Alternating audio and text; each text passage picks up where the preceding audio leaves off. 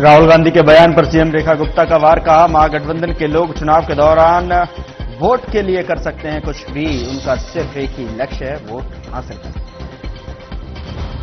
जामिया मिलिया इस्लामिया का 105वां स्थापना दिवस कार्यक्रम का हुआ आयोजन, केंद्रीय मंत्री किरेन रिजिजू ने की शिरकत। केंद्रीय मंत्री किरेन रिजिजू ने किया जामिया यूनिवर्सिटी का दौरा, संस्थान के वातावरण और ऊर्जा की करी सराहना, कहा विश्वविद्यालय का वातावरण पूरी तरह अद्वितीय है। नमस्कार, मैं हूं आपके साथ गौरव राजेंद्र। बुलेटिन की शुरुआत करते हैं। लोकसभा में विपक्ष के नेता राहुल गांधी के बयान पर दिल्ली की मुख्यमंत्री रेखा गुप्ता ने पलटवार करते हुए कहा कि महागठबंधन के लोग चुनाव के दौरान वोट के लिए कुछ भी कर सकते हैं, वे देश का अपमान कर सकते हैं, व्यक्तिगत टिप्पणी कर सकते हैं, किसी की मां पर टिप्पणी कर सकते हैं, उनका एकमात्र लक्ष्य वोट हासिल करना और लोगों को धोखा देना है। उन्हें लगता है कि वे बिहार के लोगों को धोखा दे सकते हैं। बिहार के लोग विकास चाहते हैं, वे वही विकास चाहते हैं जो उन्होंने एनडीए के शासन में देखा है। के लोग जो केवल चुनाव और वोटों के लिए कुछ भी कर सकते हैं, देश को बेइज्जत कर सकते हैं, व्यक्ति के बारे में कुछ बोल सकते हैं, किसी की मां के बारे में कह सकते हैं, केवल उनका लक्ष्य है वोट हथियाना, जनता को बेवकूफ बनाना। ये सारे के सारे लोग चोर चोर मुसहरे भाई, ये बिहार की जनता को यदि सोचते हैं कि बेवकूफ बना लेंगे, तो मैं उन्हें कहना चाहती हूं बिहारी जो है वो भोला हो सकता है पर बेवकूफ नहीं है, उनकी इन बातों में आने वाला नहीं है। बिहार की जनता विकास चाहती है और वो एनडीए के राज में जो उन्होंने विकास की रफ्तार देखी है, आगे उसी रफ्तार को बढ़ाना चाहती है। उधर नई दिल्ली स्थित जामिया मिलिया इस्लामिया के 105वें स्थापना दिवस के मौके पर कार्यक्रम का आयोजन किया गया, जिसमें केंद्रीय मंत्री किरेन रिजिजू ने शिरकत की।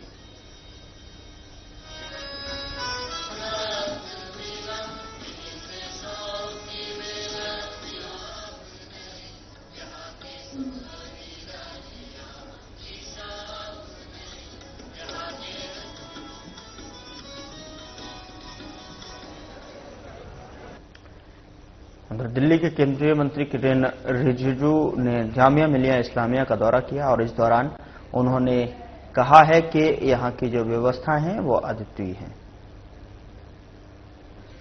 105th फाउंडेशन डे में मुझे आने का मौका मिला और मैंने जो देखा है कि इस इंस्टीट्यूट में एक अलग ही माहौल है, यहाँ एक अलग ही एनर्जी है। यहाँ के वाइस चांसलर साहब, पूरे प्रशासन और जो फैकल्टी है और स्टूडेंट्स, इसमें बहुत अच्छा तालमेल, एक अच्छा माहौल, पॉजिटिव माहौल जो है, यही है जामिया मिलिया इस्लामिया का इतना सालों से एक नाम, अपना पहचान बना के रखा है। मैं क्योंकि फाउंडेशन डे में पहले बार आया हूं, तो उनके बच्चों का कुछ कार्यक्रम भी देखने को मिला और ओवरऑल जो एटमॉस्फेयर है उसको भी महसूस करने का मौका मुझे मिला है। और इस सेंटर से हिंदुस्तान का बहुत बड़ा संदेश यहां से निकल करके जा रहे हैं, पहले से भी चलते आए हैं और भविष्य के लिए भी चलेगा।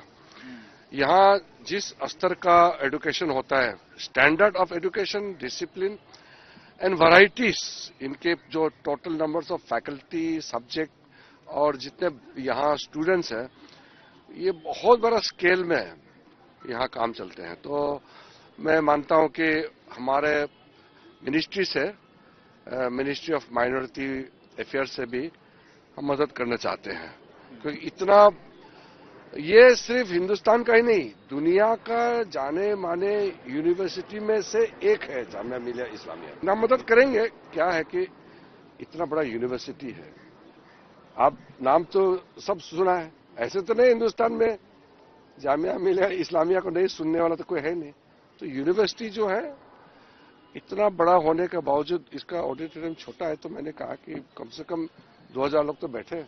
अब आज तो मैंने देखा है मुश्किल से 500 लोग बैठे थे। तो एक होना चाहिए। देखिए, मेरा जो मिनिस्ट्री से जो संबंधित है, हम एक गैप फंडिंग करते हैं। कोई भी माइनॉरिटी इंस्टीट्यूशन या माइनॉरिटी कम्युनिटी डोमिनेटेड एरिया में गैप फंडिंग, भारत सरकार हर जगह पैसे देते हैं, बिजली, पानी, सड़क, स्कूल का, हेल्थ का, एजुकेशन, हर एक चीज का मदद देते हैं। कहीं मुझे लगे कि एक अलग से थोड़ा सा और मदद चाहिए या गैप फंडिंग के रूप में कुछ प्रोजेक्ट्स को समर्थन करना है तो हम करेंगे, क्योंकि ये एक स्पेशल मिनिस्ट्री है। भारत सरकार का कोई भी कार्यक्रम है सबके लिए है, और जो मिनिस्ट्री ऑफ माइनॉरिटी अफेयर्स जो देते हैं वो अतिरिक्त है, वो एडिशनल है, इन एडिशन टू जो ऑलरेडी कार्यक्रम चल रहा है। कहा कि भी प्रोफेसर मेहताब आलम रिजवी, प्रोफेसर नीलोफर अकबर और अन्य सम्मानित अतिथियों, शिक्षकों, छात्रों, सहकर्मियों, कर्मचारियों और स्वच्छताकर्ताओं का हार्दिक अभिनंदन करते हैं। कुलपति ने विशेष रूप से उन मालीगणों का आभार व्यक्त किया जो विश्वविद्यालय के बगीचे को सुंदर और हरा भरा रखते हैं। उन्होंने सभी के योगदान को सराहा और जामिया के सुंदर परिसर की साफ सफाई और हरियाली में उनके प्रयासों की अहमियत और उस पर जोर दिया है।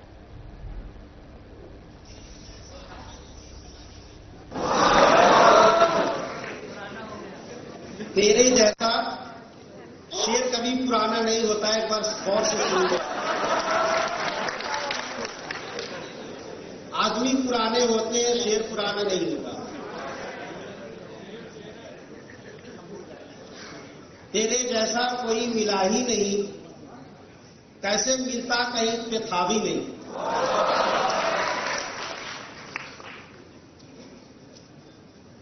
प्रोफेसर मेहताब आलम रिजवी साहब, जो जामिया मिल्लिया के तेजस्वी और यशस्वी कुल सचिव हैं। प्रोफेसर नीलूफर अफजल साहिबा, जो वुमेन इंपावरमेंट की सबसे बेहतरीन मिसाल है। मेहमानाने मुअज्जम, असातिदे मुकर्रम, दानिशजुयाने अजीज, मेरे ऑफिसरान और कामदोस्त कर्मचारीगण और इस सुंदरबन की साफ और शफाफ रखने वाले मेरे सफाई भाई, इस बूस्तान को गुलशन और गुलजार और गुलफाम करने वाले मेरे माली भाई बहनों, हम आराम और सुकून के साथ कैंपस में रहते हैं, इसकी पूरी जिम्मेदारी हमारे सिक्योरिटी वालों का है। मैं उन सबों को भी दिल की गहराइयों से सलाम नमस्कार करता हूं और फाउंडेशन डे की बहुत बहुत मुबारकबाद पेश करता हूं।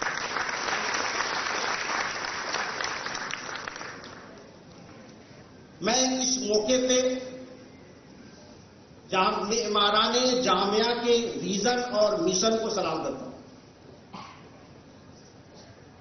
मैं इस मौके पे जामिया के अलमनाइज हैं, उनकी वफादारी को, उनकी ईमानदारी को भी सलाम करता हूं। वाइस चांसलर होने के नाते जामिया मिल्लिया के जितने भी वाइस चांसलर हुए हैं, मैं सबों की खिदमत को, वफादारी को भी सलाम करता हूं।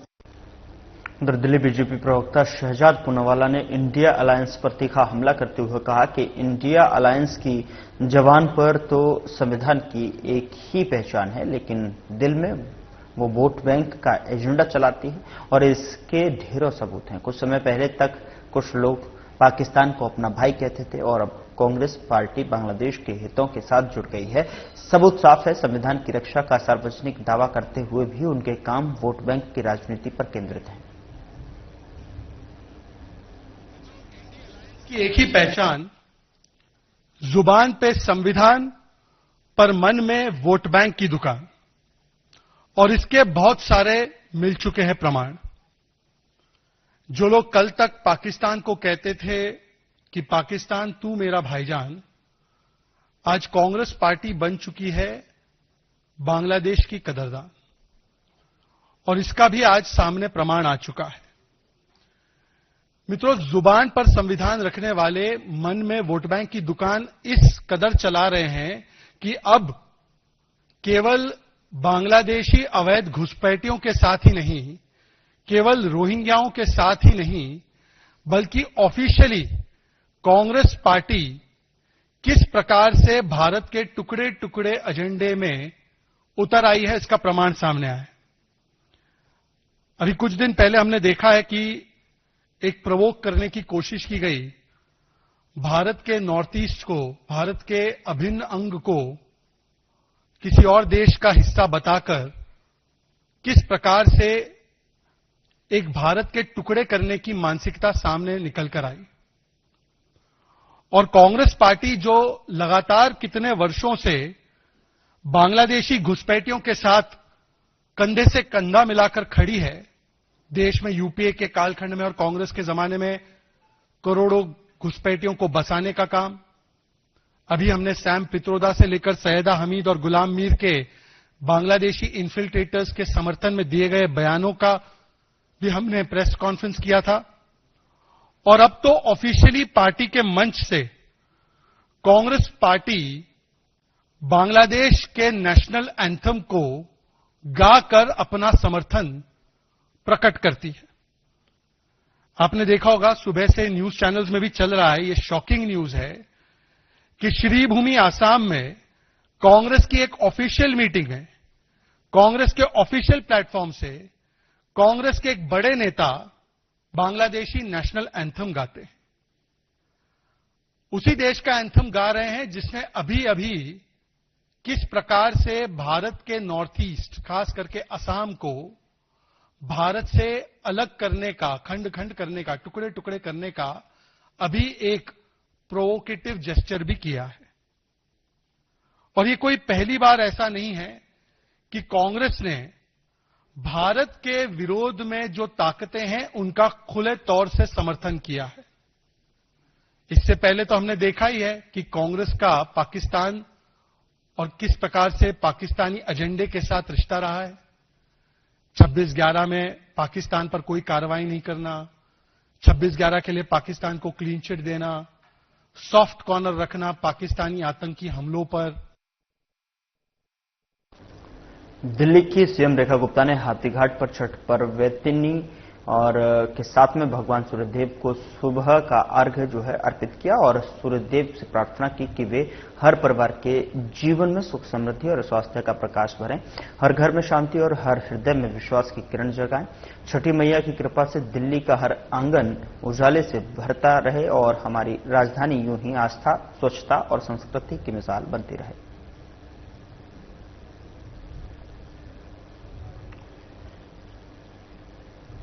दिल्ली की मुख्यमंत्री रेखा गुप्ता ने वासुदेव घाट पर स्वच्छता अभियान में भाग लिया और आपको बता दें कि छठ पर्व के आयोजन के बाद में वासुदेव घाट पर सफाई कार्य में कैबिनेट सहयोगी कपिल मिश्रा और विभागीय टीम के साथ सीएम रेखा सम्मिलित हुई और इस मौके पर सीएम रेखा ने कहा कि भव्य आयोजन के उपरांत घाट को उसकी स्वच्छता और संतुलन के साथ लौटाना हम सबकी सामूहिक जिम्मेदारी है। हर उत्सव तब पूर्ण होता है जब उसके बाद भी परिवेश स्वच्छ और सुंदर बना रहे। टीम के समर्पण और तन्मयता के लिए हृदय से धन्यवाद। यही भावना दिल्ली को और बेहतर बनाती है।